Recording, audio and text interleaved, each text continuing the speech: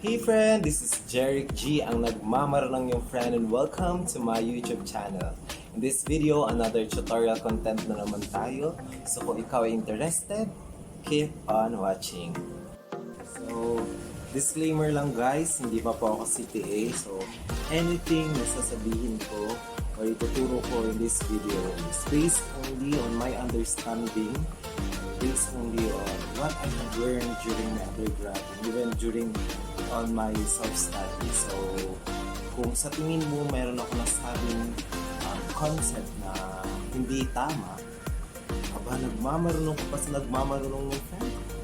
Lecturer lang, feel free to comment kasi wala naman tayo ibang gustong mangyari dito but to help every accounting students and aspiring CPAs na ma-master ang bawat concept para ma-achieve nila ang goal nila, which is to become a certified public accountant.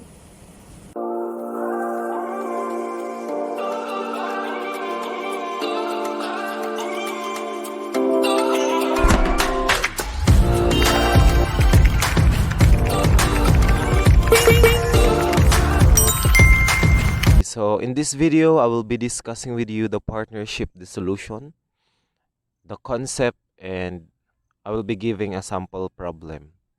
So when you say partnership dissolution, it doesn't mean that the partnership will stop from operating. Actually, when there is a partnership dissolution, the partnership continues to operate. Nagkaroon lang ng pagbabago sa relationship among the partners. That's why they need to dissolve the partnership. And kailangan nilang gumawa ng bagong partnership agreement in compliance doon sa new order of relationship nila. And hindi ibig sabihin na nag-dissolve ang partnership na bankrupt na siya. Yun nga, nagkaroon lamang ng pagbabago as to the relationship of the partners. Either merong nag-withdraw, merong nadagdag, merong umalis, merong namatay, as to the partners. So, let's proceed with the discussion.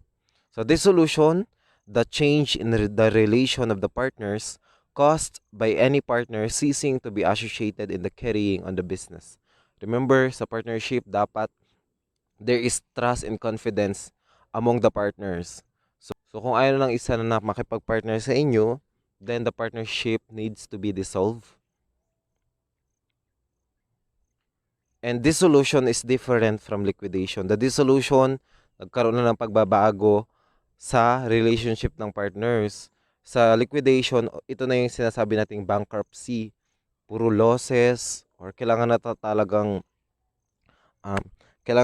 ng partnership na isara o kailangan na isara yung books ng partnership.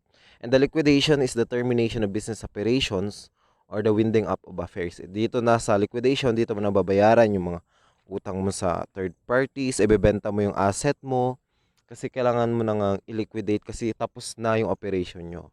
However, sa dissolution naman, 'di ba? Tuloy-tuloy pa rin yung operation. Yun nga lang, kailangan yung baguhin yung partnership agreement. Kasi nga, syempre, may nawala. Ibig sabihin, yung profit or loss ratio magbabago. Yung agreement nyo as to the distribution of profits or losses, magbabago din. And the dissolution of partnership does not, however, imply liquidation. For the business entity oftentimes continues its operation undisturbed. And there are 3 scenarios where a partnership will be dissolved. So, ano-ano yung mga scenarios na yun na magkukos para ma-dissolve yung current partnership? Unang-una, the admission of a partner. So, paano na-admit ang isang partner? Pwedeng nag-purchase siya ng interest sa isang partner o sa partnership mismo. Or, nag-invest siya sa partnership. So, anong pinagkaiba ng dalawa? Ang purchase of interest, as is yung partnership capital, hindi nagbago. Ang nagbago lang is yung breakdown kung kaninong capital ito, kaninong capital yung isa. While sa investment of a partner, tumaas yung partnership capital. Kasi nga nag-invest yung isang partner. Later on, mas i-discuss ko yan. Next is retirement, withdrawal, or death of a partner. So, paano nangyayari ito? Siyempre, kapag ayaw na ng isang partner, hindi na siya able o hindi na siya capacitated to perform kung ano yung gusto niyang gawin sa partnership. That's why kailangan niya na mag-retire o halimbawa, pagod na siya makipag-partner sa inyo, kailangan niya nang umalis or halimbawa naman sa hindi inaasahang pagkakataon, namatay itong partner na ito. That's why you need to dissolve the partnership. So, how does it happen? So, una, payment to a withdrawing part. Siyempre, kapag umalis yung isang partner sa partnership, kailangan mong bayaran yung interest niya. So, paano mo babayaran o saan mo kukunin yung pambayad? Pwede yung pambayad sa withdrawing partner ay magagaling sa isang partner na nandoon mismo sa loob, 'di ba? Or pinurchase ng partner yung interest ng aalis na partner or pinurchase ng partnership yung yung interest ng aalis na partner. So ano yung pinagkaiba ng dalawa? Yung purchase by a partner, same with the purchase of interest, hindi magbabago yung capital, yung partnership capital as is yon. Yung breakdown lang kung sino yung nagmamay-ari ng yung portion na ito, yung portion na yan. Well, sa purchase by the partnership, parang ano to, withdrawals by the partner. Withdrawals, kumbaga, nabawasan yung partnership, nabawasan yung partnership capital.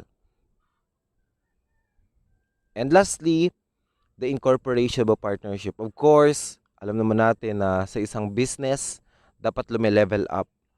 And ang susunod kasi kapag after mo mag-partnership, papasok ka na sa corporation. At ito yung malakihang business organization. So, kung gusto na ng isang partnership, o kung gusto ng mga partners na i-incorporate yung partnership, then pwede naman yun. 'Di ba? Ibebenta nila yung partnership assets at saka yung assumed liabilities ng partnership and ang kapalit nun, bibigyan sila ng shares of stock. Diba? And mas mabigat itong corporation kumpara sa partnership kasi sakop na ng law. I mean, they will be complying with the operation of the law. So, these are the three scenarios where a partnership will be dissolved and ang role natin as accounting student is, or the most or the frequently asked question regarding these scenarios is, how much will be the total capital balances after the admission of a partner, or how much will be credited to the new admitted partner, or for retirement, how much will be paid to the withdrawing partner, or for the incorporation, how much will be the share capital. So those are the questions that are commonly asked in this kind of scenarios. So as we proceed, I will be giving you examples para mas lalo nyong maintindihan. The first one is purchase of an interest to a certain partner. So sabi ko nga kanina, as we purchase an interest to a certain partner, the total capital balance of the partnership does not change. Kumbaga, it's an internal arrangement or reclassification of the capital balance of a partner.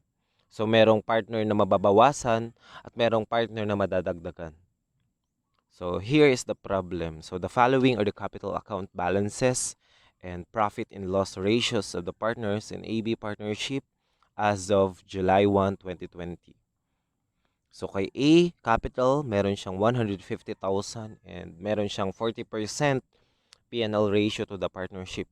And kay B naman, meron siyang 250,000 and meron siyang 60% P&L ratio for a total capital of 400,000. And on July 1, 2020, si C nag-purchase na ng 20% interest from A for 100,000.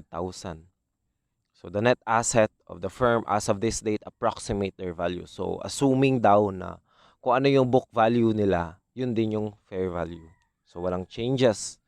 So when in terms of reading or solving a problem, kailangan magantama yung pagka-analyze nyo sa situation. So on July 1, 2020 raw, si C nag-purchase siya ng 20% interest kay A for 100,000. So kung Kasi pwede nyo kayo ma-confuse sa paragraph na to. Baka isipin nyo na pinurchase ni A is 20% mismo sa partnership. No, ang inaano niya, pinurchase niya yung 20% kay A. And how much is the P&L ratio ni A? 40%. So, the 20% is the 50% of 40%. So, kung ang sinabi naman dito is C purchase 20% interest from partnership, then meron siyang 20% mismo sa partnership.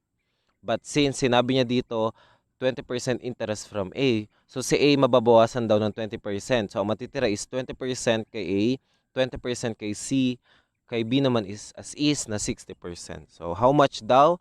For 100,000. So, how do we account this one? So, ulitin ko ulit, there is no changes to the total capital balance of the partnership. Sadyang magkakaroon lang tayo ng reclassification entry. Wala rin tayong gain or loss na i-record. So, requirement is provide the journal entry to record the transaction. So, here, the journal entry will be A capital, debit A capital. Remember, kapag na-debit yung isang capital, nabawasan yan. So, how much is the 150? How much is the 50% of 150? That's 75. And letter C, and capital, credit to C capital, 75%. So, to record the admission of C to the partnership. So, remember, yung 100,000 binayad mismo yan ni partner C kay partner A. Pero ang na-credit lang sa kanya is 75,000. So, yung 25,000 na gain niya, personal gain yun ni partnership, ni partner A. So, hindi na natin i-record yun sa partnership. Dahil personal transaction niya yun. And itong journal entry, as I said earlier, it is only a reclassification entry.